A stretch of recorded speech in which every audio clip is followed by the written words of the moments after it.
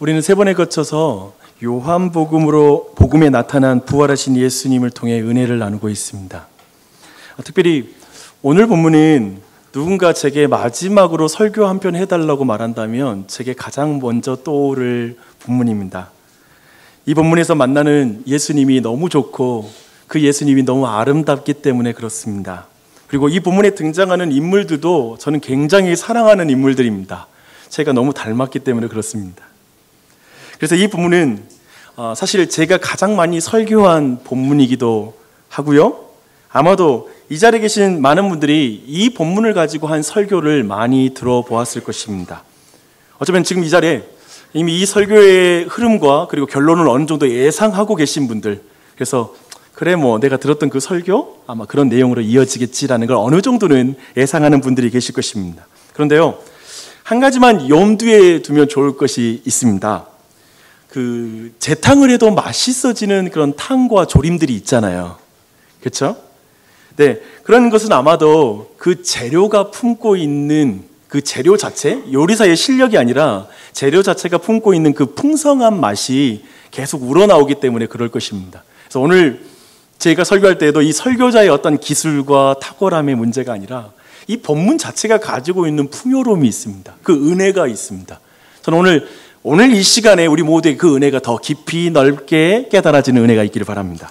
아멘. 디베랴는 갈릴리 호수 서쪽 호반에서 가장 큰 도시의 이름입니다. 티베리우스 황자에게 바쳐진 도시라는 의미에서 디베랴라고 이렇게 부르죠. 오늘 말씀 보니까 오늘 이 말씀이 일어나는 그 무대가 디베랴 호수라고 이렇게 말하고 있습니다. 갈릴리 호수를 이제 황제에게 바쳐진 호수다라는 의미로 디베랴 호수라고 이렇게 말하고 있는 것이죠. 요한은 굳이 갈릴리 호수라는 말을 사용하지 않고 디베랴 호수라는 이 단어를 사용하고 있습니다. 그곳에 지금 부활하신 온 우주의 참된 왕이 자신의 제자들을 만나기 위해 그곳에 나타나십니다. 마치 이제 여기서 벌어지는 일은 이 세상 나라의 왕과 그들의 신하의 관계, 이 세상 나라와는 전혀 다른 하나님 나라의 참된 왕과 그의 백성들, 제자들의 새로운 그 대조적인 모습을 강조하려고 하는 것처럼 이제 이 모든 것은 디베랴 호수에서 벌어진다라고 말하는 것이죠. 디베랴 호수에 부활하신 왕 예수님이 등장했어요. 그리고 2절에 보니까 예수님의 제자들이 이제 등장합니다. 우리는 2절에 등장하는 그 제자들의 한 사람 한 사람을 주목할 필요가 있습니다. 왜냐하면 다른 복음서와는 달리 유독 요한복음은 그 인물들의 이름을 이렇게 잘 밝히지 않습니다. 그래서 그 인물들의 이름을 쓰는 것 자체가 요한복음에서는 중요해요. 그리고 어떤 의도를 가지고 그 이름을 썼다라고 이렇게 읽는 게 아주 중요합니다. 근데 오늘 본문에 보면 몇 명의 이름을 밝히고 있거든요. 시몬 베드로, 도마, 나다나엘, 세베대의 아들들, 그리고 제자 둘, 이렇게 말하고 있습니다. 이 표현에 지금 요한복음의 특징이 고스란히 나타나고 있어요. 보면 시몬 베드로, 도마, 나다나엘, 여기는 명확하게 이름을 밝히고 있죠. 근데 지금 요한 스스로가 저자인데 세베대의 아들들이라고 자신의 이름은 밝히지 않고 그렇게 표현하고 있고 뒤에 제자 둘, 이렇게 표현하고 있습니다. 요한이 지금 이름을 밝히고 있는 시몬 베드로, 도마, 그리고 나다나엘, 여기를 주목해야 돼요. 그리고 이것을 주목하면 매우 흥미로운 사실이 우리 안에 발견됩니다. 세 명 모두 요한이 기록한 이 복음서에서 굉장히 중요한 인물이고 핵심적인 내용과 관련 있는 인물들이라는 것입니다. 요한복음은 그런 면에서 굉장히 뛰어난 엔딩을 보여주고 있습니다. 제가 볼 땐 완벽한 엔딩이에요. 제가 그 영어 어떤 주석서를 봤는데 perfect ending이다, 이렇게 표현을 써놨더라고요. 이 장면은 마치 문학 용어로 말하면 지금 이 본문은 에필로그에 해당하는 그런 느낌을 줍니다. 그래서 영화 용어로는 쿠키 영상, 아시죠? 여러분, 오늘날의 쿠키 영상을 가장 잘 만드는 그런 영화 제작사 어디라고 여러분 생각하세요? 마블 나왔죠. 저는 마블의 영화를 사랑하는데요. 네. 하는데 마블 스튜디오가 이 쿠키 영상을 정말 잘 만들어서 영화 끝나고 사람들이 일어서지를 못해요. 마지막 그 영상 보고 나서야 일어서는 걸 보게 됩니다. 그런데 아주 먼 옛날에 이 자리에 계신 분들 중에 홍콩 영화의 전성기를 경험하신 분 계시다면 아마도 많은 분들이 그걸 경험하신 것 같아요. 쿠키 영상을 가장 잘 이용한 감독이 있습니다. 누구죠? 영어 이름으로는 제키 찬. 네, 성룡이잖아요. 저는 성룡 영화를 볼 때마다 끝나고 나면 일어설 수가 없어요. 그 영화의 장면을 보면 실제로 이제 그 영화에서 너무나 멋지게 표현됐던 모든 그런 영상, 어떤 격투씬 이런 모든 것들이 어떻게 만들어졌는지를 보여주는데요. 그 과정을 보고 있노라면 모든 관객들이 이런 생각을 합니다. 야, 정말 위험하게 촬영했구나.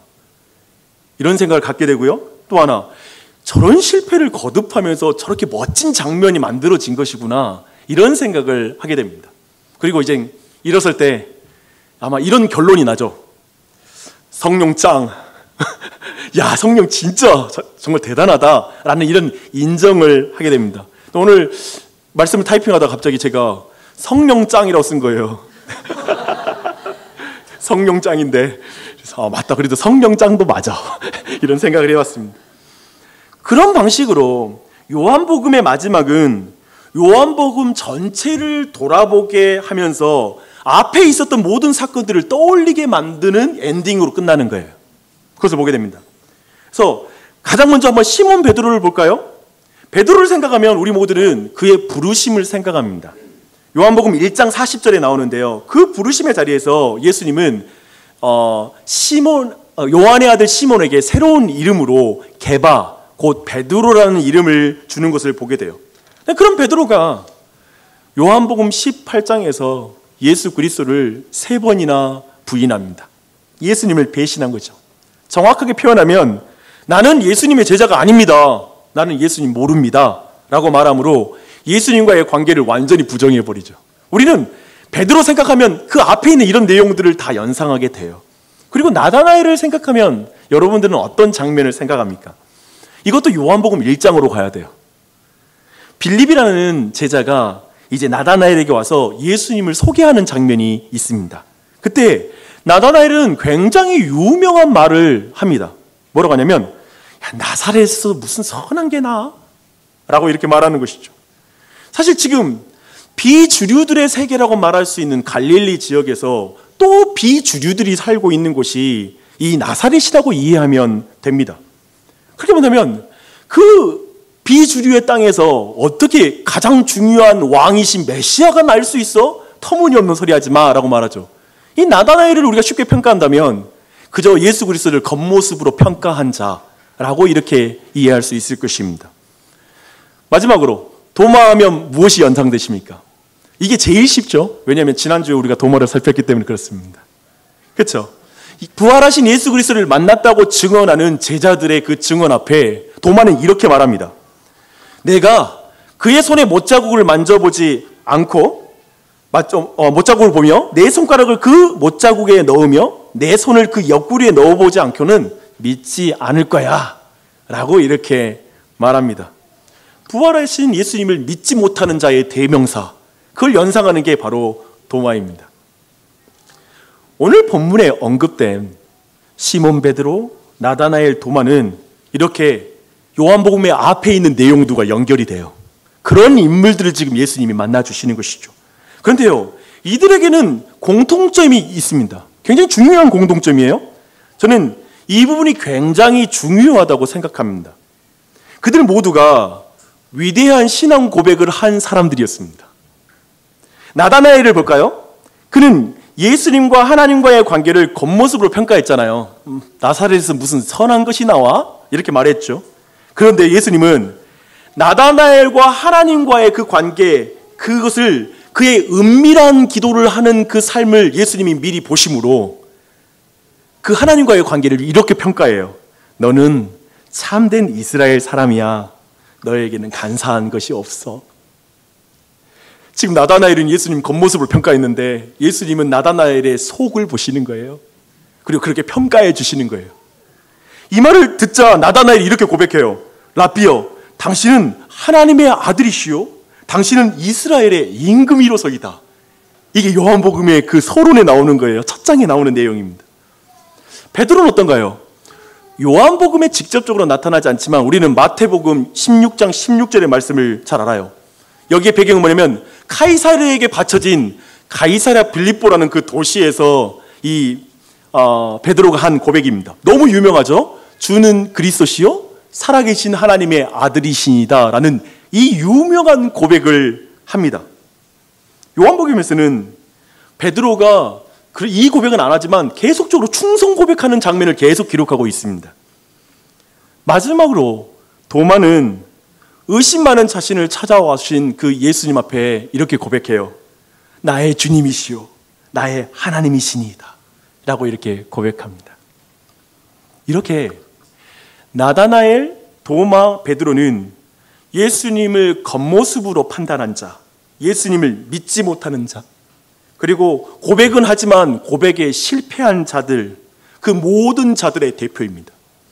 우리의 대표입니다. 이 세 인물 안에 안 속하는 사람 여기에 아무도 없을 것입니다. 그 대표로서 지금 이 자리에 있죠. 요한복음은 그들 하나하나의 이름을 언급함으로 부활하신 예수님께서 한 사람 한 사람을 어떻게 변화하시는지를 우리에게 자세하게 말해주고 있어요. 더 와닿게 말하고 있어요. 그냥 세트로 변화시키는 게 아니라 한 사람 한 사람을 만나시는 것이죠. 그렇다면 요한복음의 마지막에 이 등장인물들은 온전히 회복시키시는 그 부활하신 주님께 초점을 맞추어서 이 모두를 해석하는 게 마땅합니다. 그러나 여기서 꼭 기억할 것은 뭐냐면 지금 이 사람들이 모두 부활하신 예수님을 이미 만났다라는 거예요. 오늘 본문에 보니까 이전에 이미 2번 정도는 이들이 요한복음의 횟수로 말하면 2번은 부활하신 예수님을 만난 사람들이에요. 이걸 기억해 두셔야 돼요.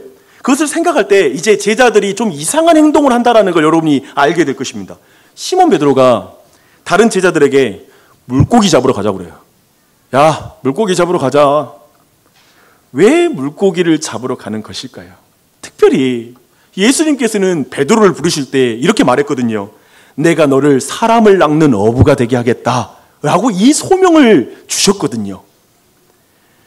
시몬 베드로가 야, 물고기 잡으러 가자 라고 말한 것은 그렇다면 무슨 의미일까? 왜 이런 말을 했을까? 라는 질문을 하게 됩니다. 이렇게 볼 수 있겠죠? 부활하신 주님을 만났지만 그들은 다시 옛날 직업으로 돌아가고 싶은 거예요. 그렇게 한 말일까요? 너무 많이 나간 것입니까?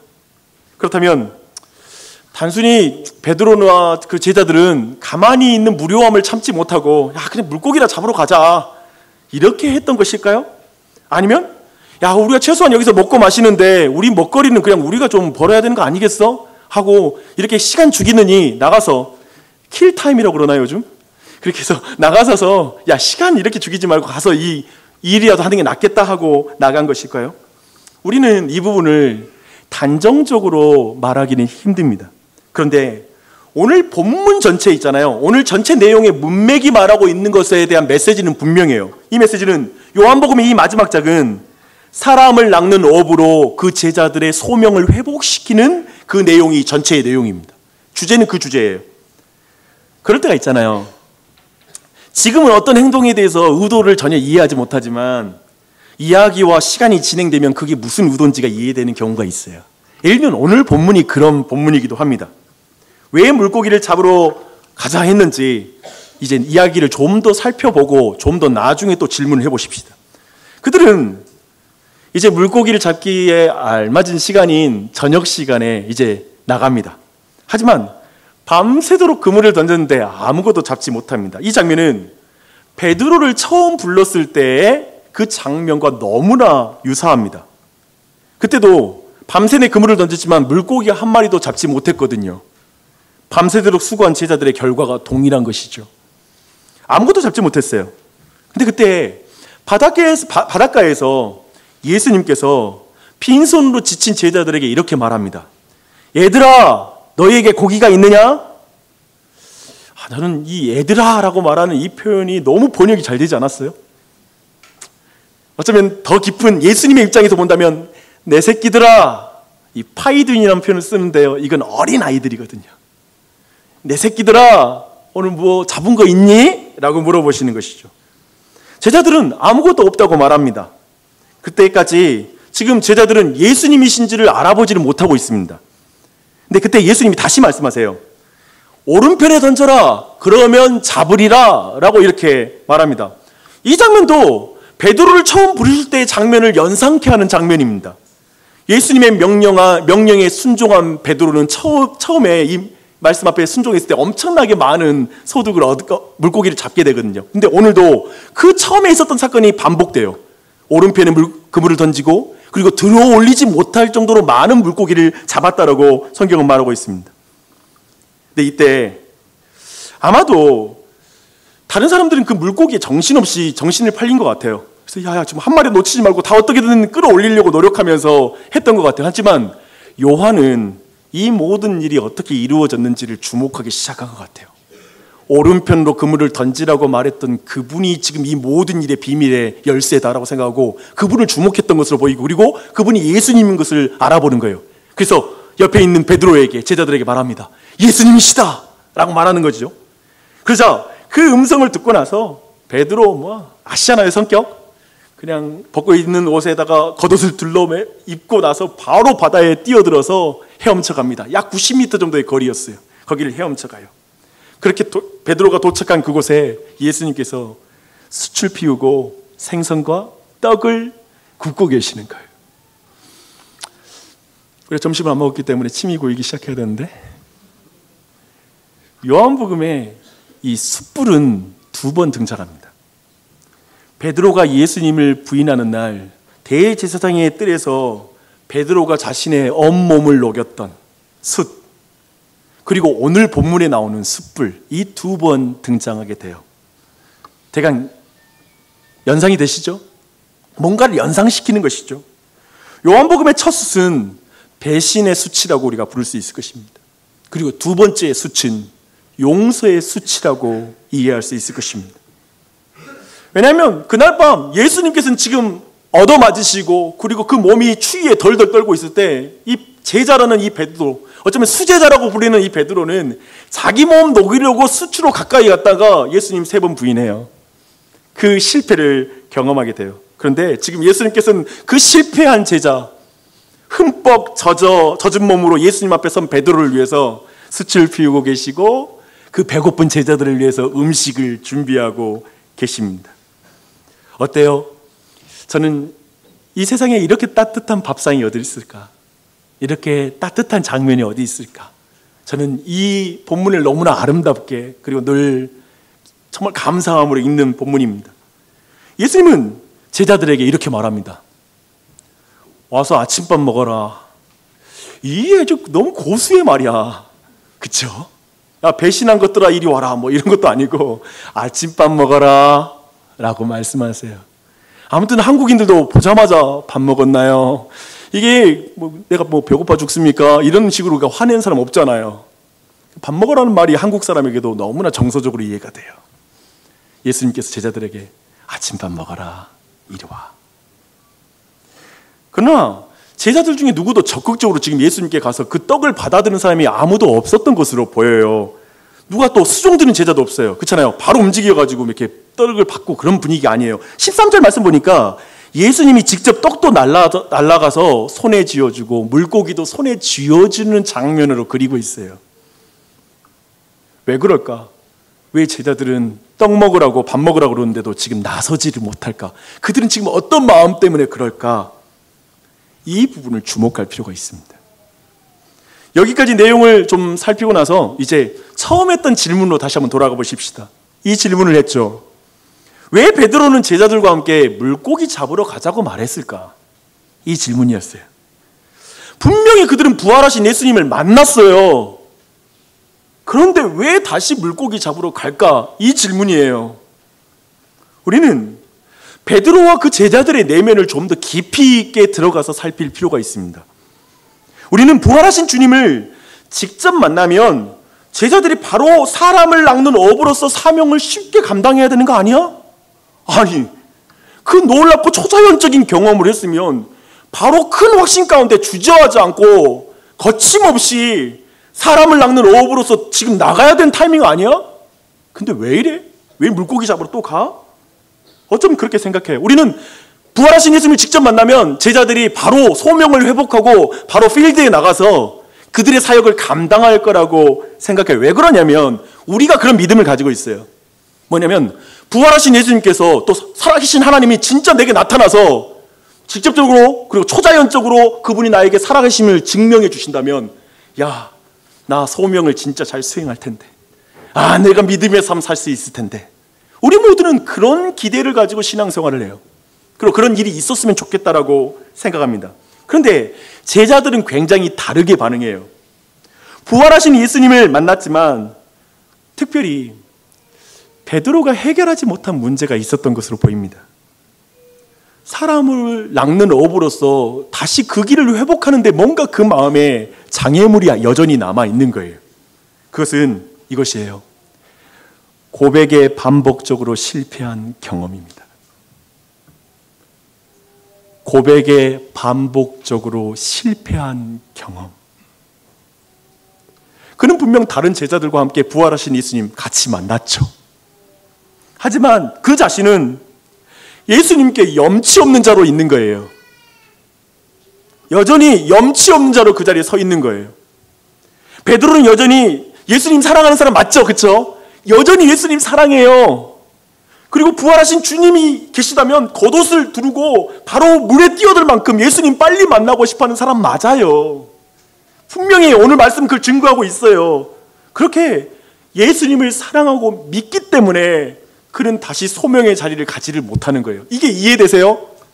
예수님을 너무나 사랑하고 예수님을 믿는데, 그 부활하신 분 맞는데 자신이 그분의 약속 믿지 못하고 예수님 배신한 게 마음이 아픈 거예요.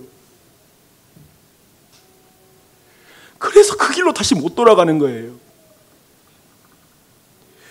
야, 나 그분 따르는 자격 없어. 그분 진짜 살아계셔서 너무나 기쁜데 나는 그분 다시 따를 자격이 없어 라고 말하는 것이죠. 이 마음 이해되십니까?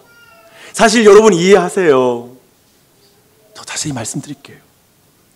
우리는 예수님을 믿으면, 그리고 예수님을 사랑하면 주저없이 소명의 길을 걸을 것이라고 다들 말하는 걸 들어왔어요.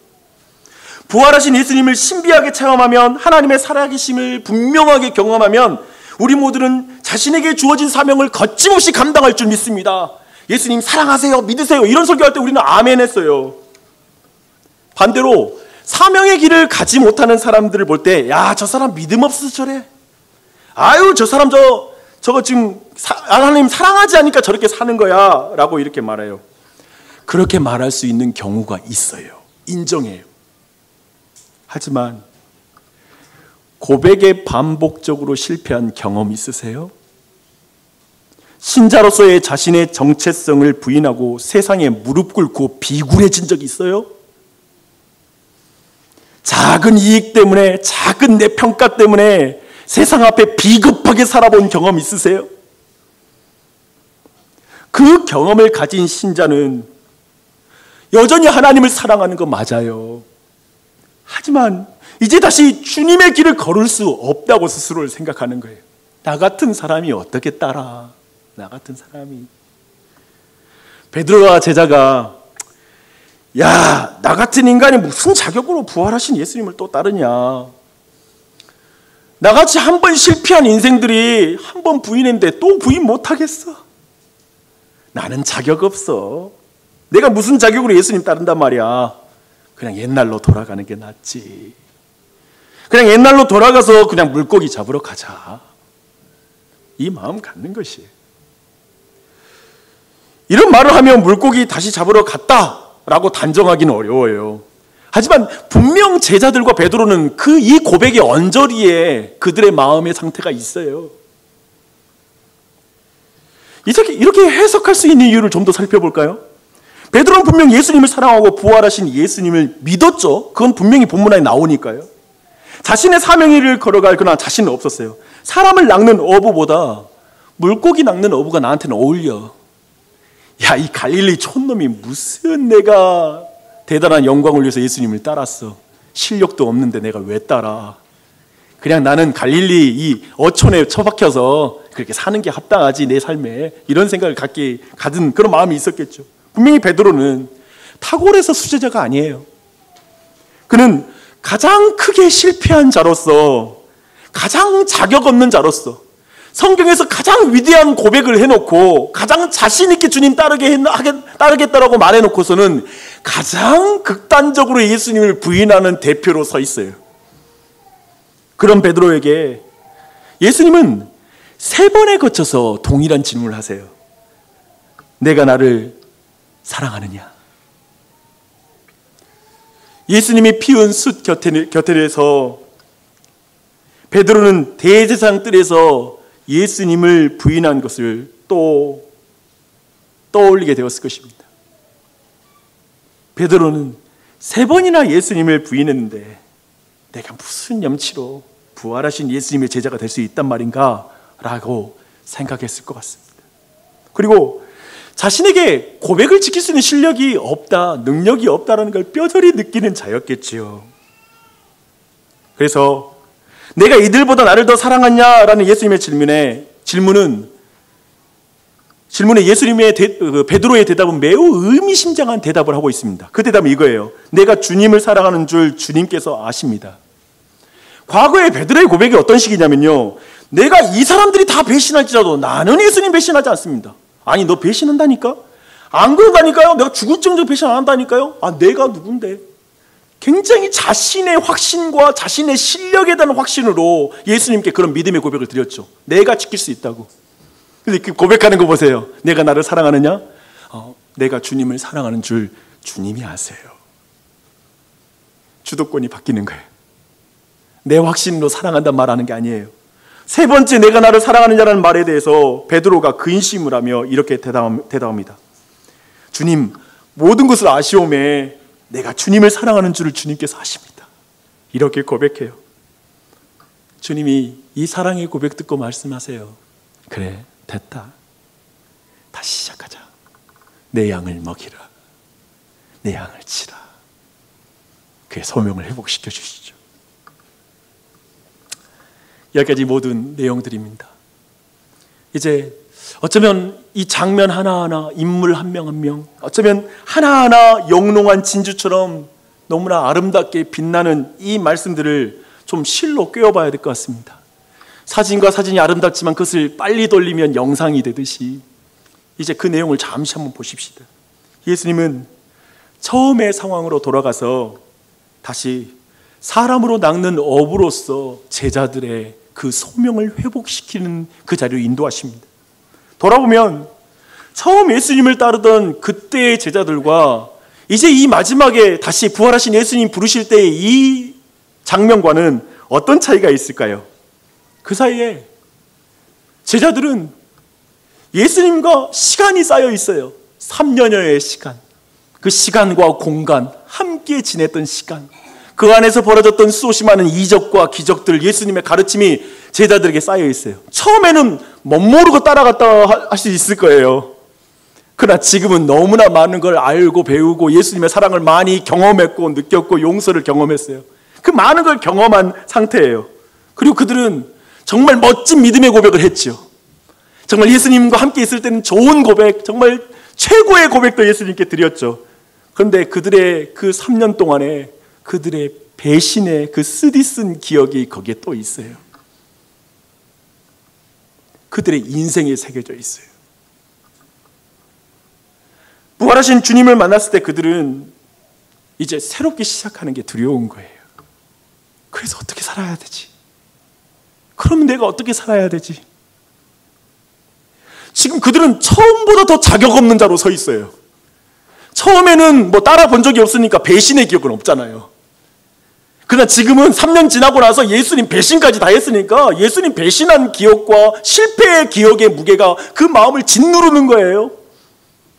좌절, 실패, 배신의 기억은 제자들을 그렇게 만들어요. 사랑해. 하나님 믿어요. 근데 좌절과 실패와 그 좌절은 우리를 무겁게 만들어요. 그런데 요한은 그런 인생을 향한 예수 그리스도가 누구신지를 우리에게 지금 드러내고 있는 거예요. 그 예수님을 믿어야 돼요. 그들의 처음에 부르신 그 선택은 좌절되지 않았다. 내가 너를 향하여 가진 처음의 계획이, 그리고 너를 통하여 어떻게 쓸 거라는 그 계획이 너의 실패와 상관없이 난 여전히 붙잡고 있다. 내가 너를 여전히 붙들고 있고 나는 너의 인생을 끌고 가고 있다. 이렇게 말씀하시는 것이죠. 어떤 계획의 변경은 없다. 내가 바꾸지 않으면 네가 바꿀 수는 없다. 여전히 주님의 부르심과 계획이 그들에게 있음을 드러내는 것입니다. 애야, 처음 널 불렀던 그 부르심은 변치 않는단다. 내가 실패하고 내가 의심하고 내가 배신하고 내가 겉으로 나를 평가해서 십자가에 달리니 죽었다고 생각했을지 모르지만 난 이렇게 살아있단다. 나는 지금 여기에서 너를 기다리고 있고 나는 너에게 아침을 주는 자이며 난 너를 먹이는 자로 있단다. 와서 아침을 먹어라. 내가 나를 사랑하는 것은 내가 너를 사랑했기 때문이란다. 제가 여러분 질문할게요. 올해 여러분 하나님의 은혜와 사랑 받은 자로서 실패하지 않고 여러분의 고백을 지킬 자신 있습니까? 좀 긍정의 사고방식 동원해가지고 아멘 한번 해볼까요? 그래도 될 줄 믿습니다. 아니에요. 요한복음은 의도적이에요. 예수님은 사랑을 확인하는 거예요. 제가 볼 때 우리 안에 우리 자신을 대단히 하나님께 드리겠다는 어떤 위대한 신앙 고백이라든지 어떤 불태워서 뭘 드릴 수 있는 듯한 그런 영적인 그런 것이 진짜 신앙이 아니라 실패의 경험이 켜켜이 쌓여 있고 인생의 무게와 내 좌절의 경험들이 다 있는데 그 인생 가지고도 고백대로 살 자신은 없는 거예요. 근데 주님이 나한테 지금 이 순간에 내가 나를 사랑하느냐 물으시면 주님 진짜 부끄러운데 주님 사랑해요. 너무 죄송한데요. 너무 사랑해요. 제가 볼 땐 진짜 거듭난 사람에게만 있는 마음이 이 마음이에요. 저는 거듭남의 증거를 이거라고 말하고 싶어요. 믿음으로 이빨이 금이빨 되거나 뭐가 떨어지거나 이게 믿음의 증거가 아니라 진정한 참된 믿음은 그래도 주님 사랑합니다. 예수님은 처음과 달라진 나를 고발하기 위해서 이 사건을 주신 게 아니라 베드로 고발하려고 옛날로 실수와 그 실패를 막 기억나게 하려고 이 장치를 다 마련한 게 아니라 나는 처음부터 지금까지 너를 향한 계획을 변치 않고 가지고 있단다. 나는 여전히 너를 사랑하고 있고 난 너를 여전히 사용할 것이란다 라는 걸 증명하고 드러내어 회복하게 하시는 말씀인 줄 믿습니다. 베드로, 도마, 나다나엘과 다른 제자들, 우리들,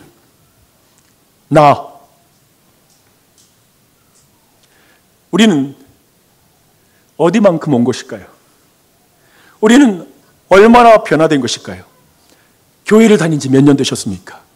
예수님 믿고 따르겠다고 말한 그것이 언제였고 지금 얼마나 지났습니까? 처음 주님을 따르기로 고백했던 그 시간, 그 감격적인 만남, 그 다짐을 한번 떠올려 보십시오. 어쩌면 학창시절 열방을 내게 주시옵소서라고 외치면서 청년부 수련회에서 그렇게 외쳤던 그 모습도 떠올릴 수 있습니다. 우리가 처음 복음을 접하고 복음 앞에 감격했던 시간들, 또 그 사이에 얼마나 많은 훈련이 쌓여 있습니까? 그 사이에 얼마나 영적 체험이 많이 여러분에게 쌓여 있습니까? 그 사이에 그러나 의심도 했고 고백도 했지만 실패도 했을 것입니다. 좌절도 경험했을 것입니다. 어느새 우리는 청년 때가 아니라 결혼을 하고 나서 너무나 무력해진 자신, 내가 청년 때 대단한 신앙인 줄 알았는데 애들 하나 둘 낳다 보니까 성경 보는 거, 주님과 동행하는 거, 비전 아무것도 없고 내가 아주 이 빈털털이구나, 내가 청년 때 신앙 가짜구나라는 걸 확인하는 신앙이 여기 있을 수 있습니다.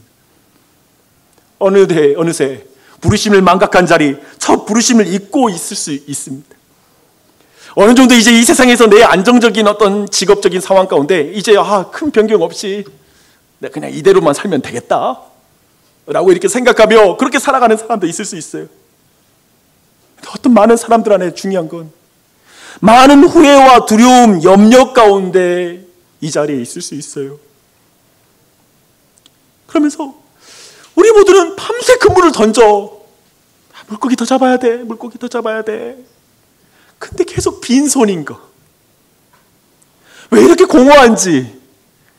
나는 예전보다 더 많은 걸 가지고 있고 더 많은 걸 취하고 있는데 왜 내 마음은 이렇게 공허하고 내 집은 이렇게 비어있는 것인지, 내가 탄 배는 왜 이렇게 공허한지.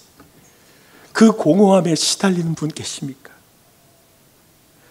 그런 상황 속에 있는 모든 신자들은 오늘 본문에서 우리에게 말하는 예수 그리스도를 만나야 합니다. 참된 만나와 음료를 먹으라고 초대하시는 주님의 음성을 들으시길 바랍니다. 얘야, 이렇게 말씀하세요. Children, my children, 내 아이야, 내 새끼들, 온나.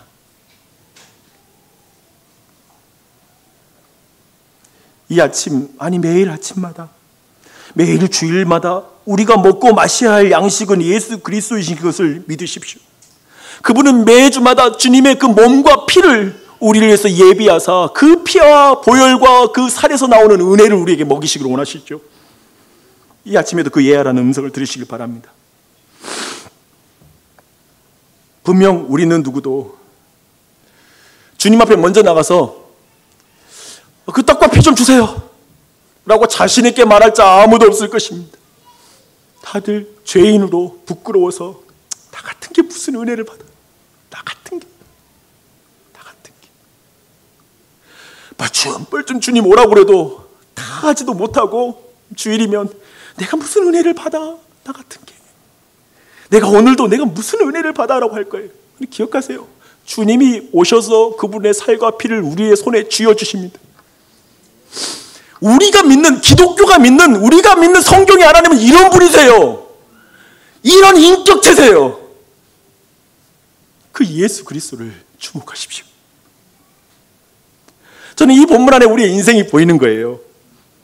우리 다들 살아보겠다고, 좀 따뜻하게 살아보겠다고 우리 인생의 수치를 쫓아가잖아요. 그 수치 돈일 수 있고 명예일 수 있고 권력일 수 있고 어떤 지위일 수 있겠죠.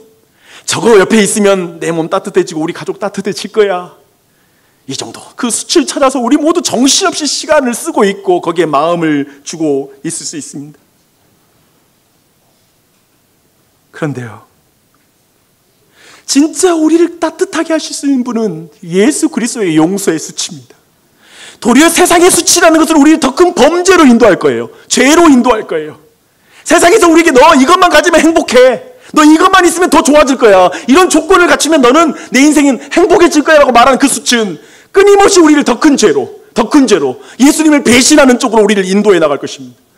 그게 아니라 예수 그리스도가 가진 그 용서의 수치를 향해 나아가십시오. 걱정하지 마십시오. 그 수치는 꺼지지 않을 것입니다. 그 수치는 영원히 우리 가운데 보일 것입니다. 그 은혜가 있기를 바랍니다. 주님 말씀하세요. 내가 내 인생의 수치 되어줄게. 나 외에는 너를 따뜻하게 할 이가 없다. 내가 따뜻하게 하겠다. 티베리우스 호수, 디베랴 호수.